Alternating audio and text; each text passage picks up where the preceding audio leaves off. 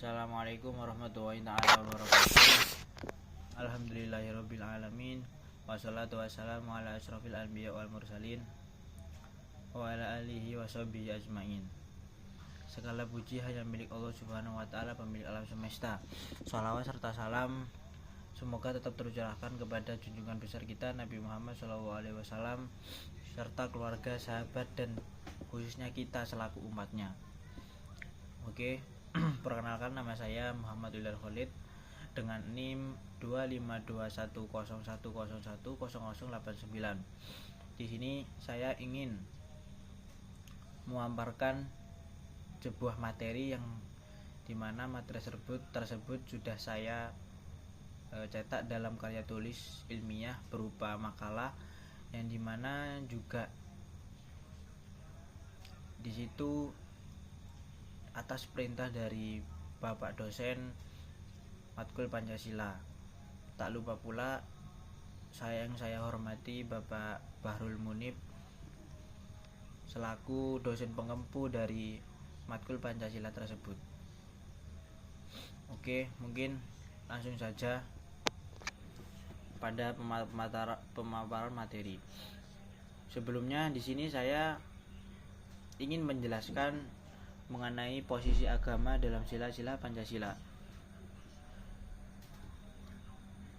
Perlu diketahui dahulu, Pancasila itu hakikatnya dia adalah sebagai sistem nilai, di mana Pancasila itu dia adalah dasar filsafat negara dan selaku filsafat hidup bangsa Indonesia pada hakikatnya. Dan juga dalam sistem Pancasila, ia tersirat sesuatu nilai-nilai yang bertabiat sistematis, fundamental, serta merta. Dan juga rumusan dari sila-sila Pancasila itu sendiri sesungguhnya maknanya yang terdalam menampilkan terdapatnya sifat-sifat yang universal, umum, serta abstrak. Sebab itu sendiri dia adalah menyimpan sebuah nilai-nilai tersendiri.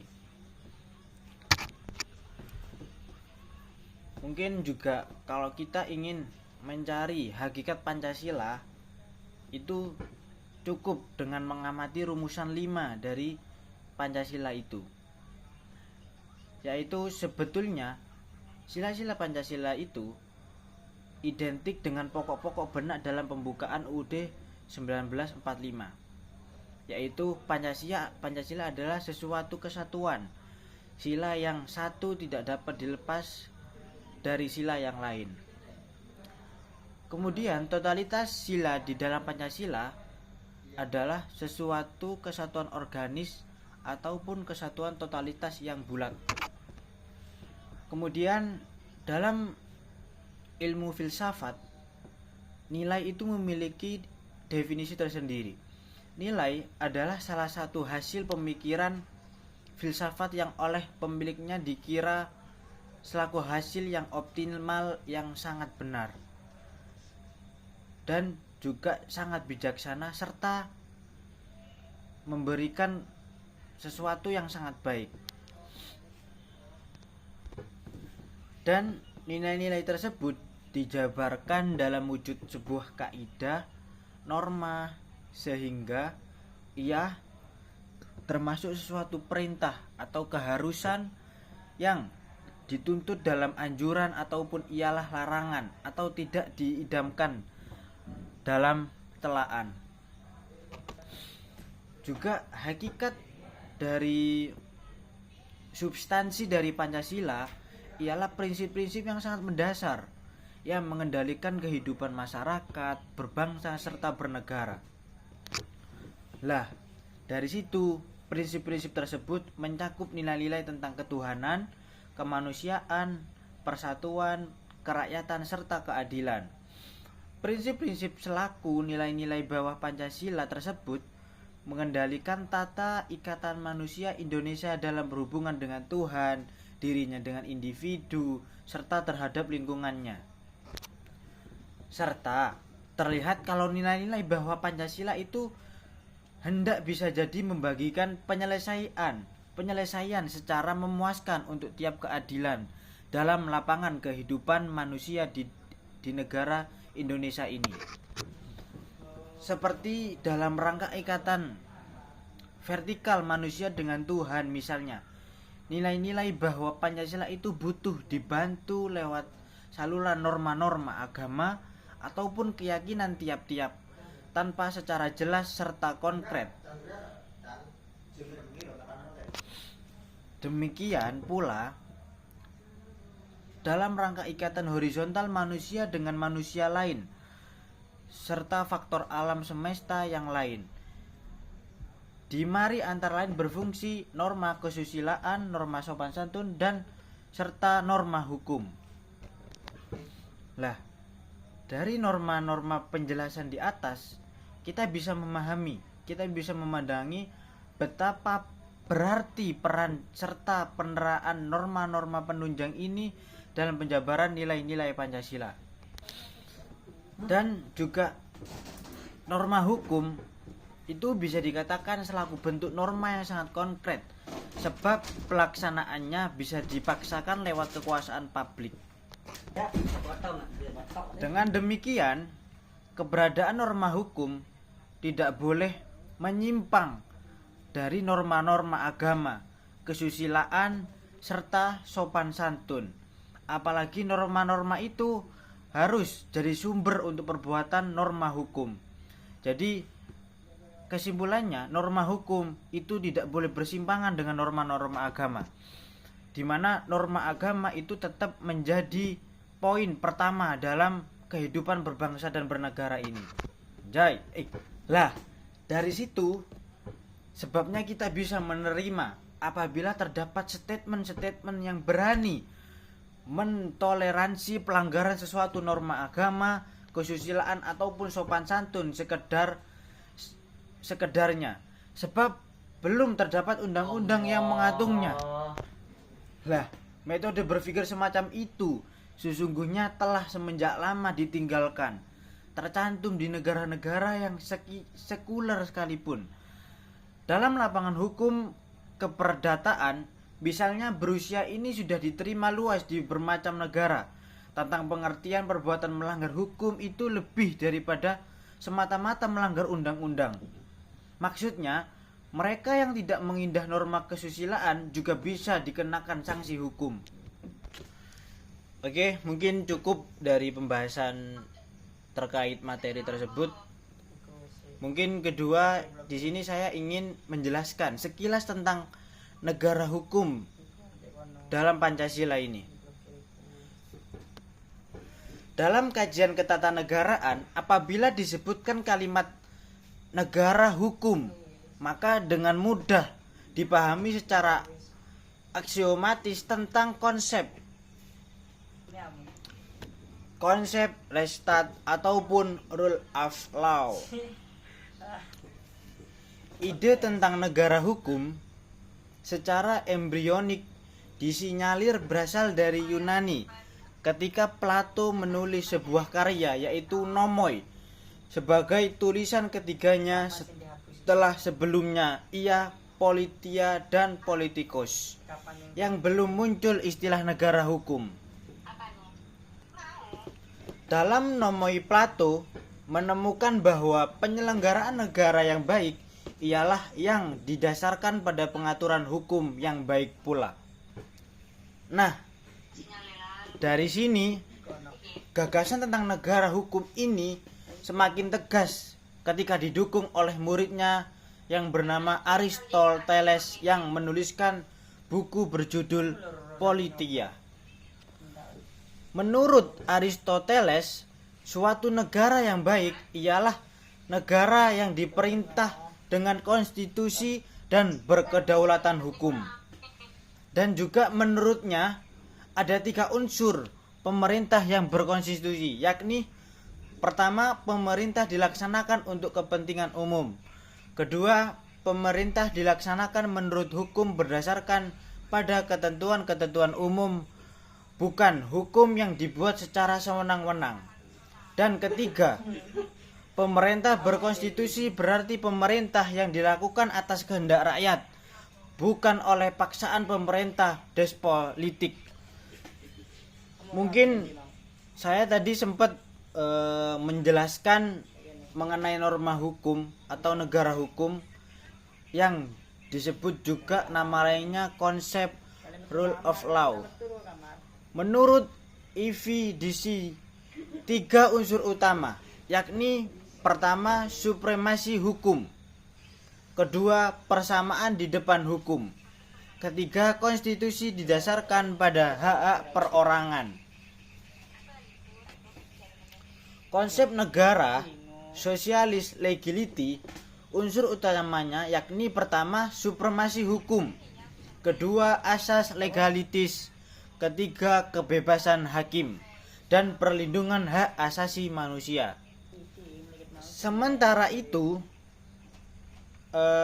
dalam Warsawa Colloquium, unsur-unsur sosialis legality yakni pertama perwujudan sosialisme, kedua hukum sebagai alat politik di bawah ideologi sosialisme, dan yang ketiga pengutamaan kewajiban kepada negara daripada perlindungan HAM. Menurut beberapa ahli, dalam konsep sociality legality hanyalah slogan semata, karena pada dasarnya pada konsep ini hukum disubordinasi oleh kepentingan sosialisme. Kemudian dalam pasal 2 Undang-Undang Nomor 12 Tahun 2011 disebutkan bahwa Pancasila merupakan segala sumber negara hukum atau segala sumber hukum negara. Hal ini berarti bahwa negara hukum di Indonesia yang setara dengan konsep negara hukum lainnya seperti konsep Restaat Rule of Law, Sociality Legality, Nomor Kosli Islam, dan lain sebagainya. Menurut Emar Sonadiji, negara hukum Pancasila memiliki ciri-ciri khas Indonesia. Pancasila dipandang sebagai dasar pokok hukum Indonesia dengan ciri-ciri yakni pertama, hak asasi sebagai unsur esensial negeri hukum sesuai penghormatan kepada martabat manusia. Di sini ditekankan pada keseimbangan perlindungan kepentingan individu dan masyarakat dengan cerminan hukum adat Indonesia. Kedua, kebebasan beragama sesuai dengan sila ketuhanan yang Maha Esa dijamin konstitusi. Kendati demikian, sila ini menolak dengan tegas propaganda anti agama dan ateisme seperti di negara-negara barat. Ketiga, pengakuan dan pengembangan hak-hak sosial, ekonomi, dan kultural dalam suatu negara hukum. Dan keempat, kondisi keadaan darurat negara harus benar-benar terkualifikasi di dalam hukum.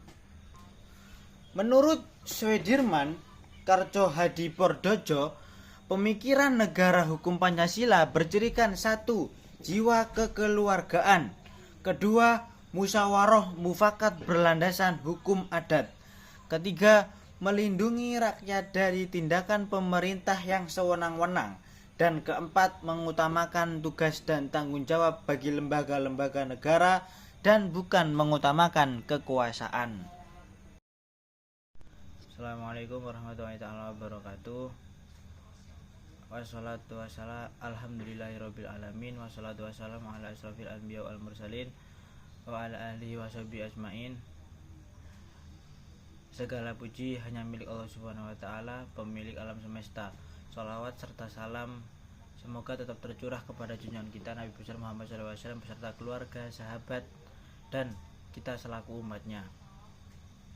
Perkenalkan, nama saya Muhammad Wildan Khalid dengan NIM 252101010089. Oke, di sini saya ingin memaparkan materi yang sudah saya buat dalam bentuk karya tulis ilmiah, yaitu berupa makalah yang diminta oleh Bapak dosen matkul Pancasila. Tak lupa pula yang saya hormati Bapak Bahrul Munib selaku dosen pengepu dari matkul Pancasila tersebut. Oke, mungkin langsung saja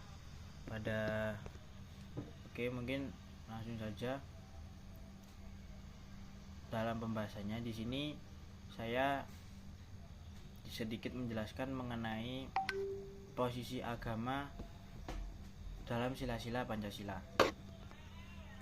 Oke, sebelum kita masuk pada pembahasan posisi agama dalam sila-sila Pancasila, kita harus tahu dulu hakikat Pancasila sebagai bahwasanya hakikat Pancasila itu sebagai sistem nilai, yang dimana Pancasila selaku dasar filsafat negara dan selaku filsafat hidup bangsa Indonesia pada hakikatnya, dan juga ia adalah sesuatu nilai-nilai yang berbentuk sistematis, fundamental, dan tidak serta-merta.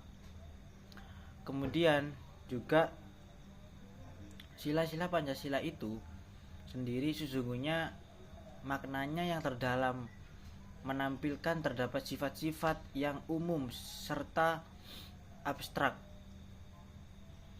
sebab ialah sesuatu nilai. Karena kenapa? Supaya kita bisa mencari hakikat Pancasila merupakan dengan Assalamualaikum warahmatullahi wabarakatuh. Alhamdulillahirabbil alamin, wassalatu wassalamu ala asrofil anbiya wal mursalin wa ala alihi washabbihi ajmain. Segala puji syukur kehadirat Allah Subhanahu wa taala atas rahmat dan karunia-Nya yang semoga tetap tercurah kepada